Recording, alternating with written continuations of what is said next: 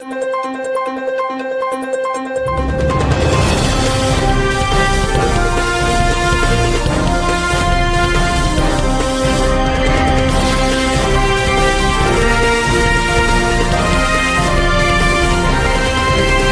मी advocate माणिक शिंदे, कोल्हापूर जिल्हा शेतकरी संघटना अध्यक्ष. नाशिकमध्ये कुंभमेळा होत आहे आणि या कुंभमेळ्याकरिता मी जात आहे. नाशिकमध्ये हजारो साधुसंत येणार आहेत.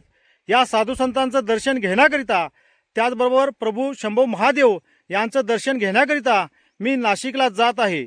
पण नाशिकच्या तपोवनमधील साधारणपणे 1700 ते 1800 झाडे तोडण्याचा सरकारने निर्णय घेतलेला आहे. त्यातच नाशिकमध्ये कुंभमेळ्याकरिता लाखो भक्त येणार आहेत आणि लाखो भक्त जमल्यामुळं तिथे ऑक्सिजन कमी पडणार आहे.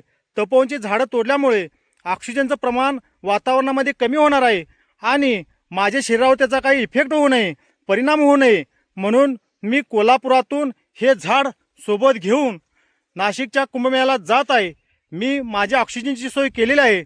सरकारला जर वाटत असेल मी कोल्हापुरातून नाशिकला सोबत हे झाड घेऊन जाऊ नये, असं जर सरकारला वाटत असेल तर सरकारने नाशिकच्या तपोवनमधील जी काही झाडं तोडण्याचा निर्णय घेतलेला आहे तो रद्द करावा, एवढीच माझी सरकारला विनंती आहे. धन्यवाद.